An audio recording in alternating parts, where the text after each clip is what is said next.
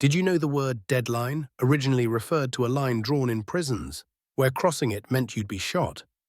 Thankfully, today's deadlines are a lot less deadly, but they can still be a powerful force for productivity. But only if you know how to use them. Welcome back, everyone, and today we're diving into a book that's a bit different from your typical self-help or productivity guide. It's called The Deadline Effect by Christopher Cox. Now, this isn't your average hack your way to success book. Oh no, this one's all about deadlines and how they can either be your best friend or your worst enemy.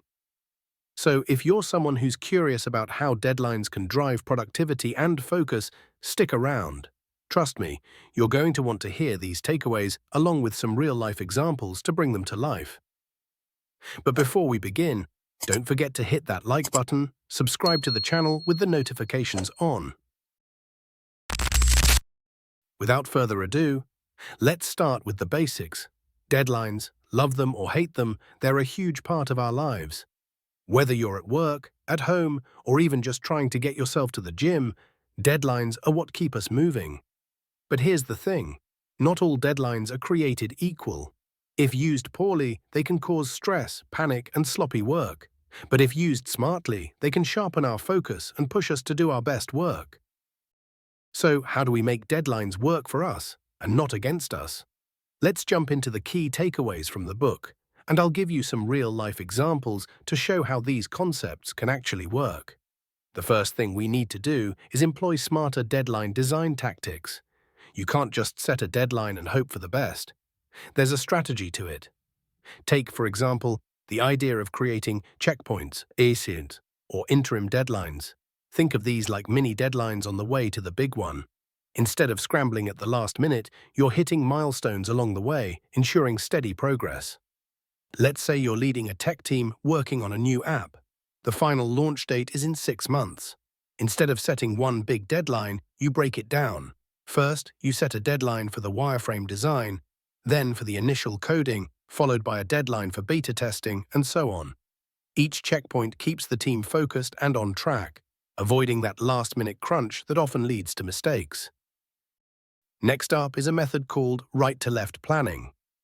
This is where you start with your final deadline and work backwards. You plan out each phase of the project by using data from similar past projects. The idea is to stop treating every task as novel. Most tasks have been done before, so there's no need to reinvent the wheel. Imagine you're a wedding planner. The big day is 6 months away. You don't just start planning randomly, you use your experience from past weddings to know exactly when to book the venue, hire the photographer, and send out the invitations. By working backwards from the wedding date, you create a realistic timeline that ensures everything gets done with time to spare. Now, let's talk about soft deadlines with teeth. These are deadlines that aren't the final ones, but they still have real consequences. It's like setting up a practice run that has a bit of pressure attached to it. Take the restaurant industry, for example.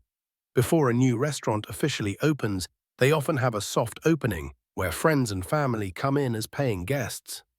This soft deadline allows the staff to test the kitchen, service, and overall experience without the full pressure of the grand opening.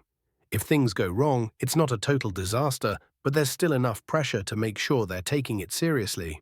Here's a big one. Focus on what matters. It's easy to get caught up in the small stuff, but when you're facing a deadline, you've got to push aside everything that's trivial. This is very much in line with Cal Newport's advice to avoid the any-benefit approach, which is when you try to justify any task that offers even the slightest benefit. Instead, focus on the tasks that really move the needle. Think about studying for exams. Instead of trying to read every single page of your textbook, focus on the chapters that your teacher emphasized, the ones that are most likely to be on the test. By zeroing in on what matters, you're using your time and energy more efficiently, and you're more likely to perform well. Next up, let's talk about midnight, hitting your deadline with time to spare, then revising.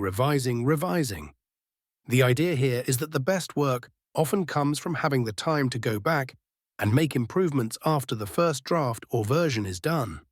Let's say you're an author. You finish your manuscript a month before it's due.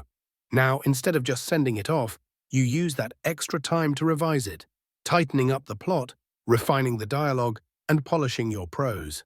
This repeated revision is what separates a good book from a great one. Another crucial point is interdependence within a team. When team members rely on each other, the pressure to meet a deadline increases. It's no longer just about your individual task, it's about the entire team's success. Think about a film crew working to submit their movie to a festival. The editor needs to finish their part before the sound designer can do theirs, and the sound designer needs to finish before the composer can start on the score.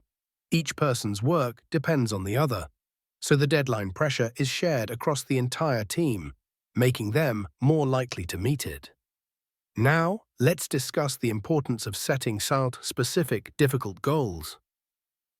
People tend to be more successful when their goals are both specific and challenging, but still achievable within the given constraints. Think of an athlete preparing for a competition. Instead of just saying, "I want to get better," they set a specific goal, like, "I want to shave 30 seconds off my 5K time in 3 months." This goal is challenging, but it's also clear and measurable, giving them something concrete to work towards. Last but not least, let's talk about stochastic deadlines.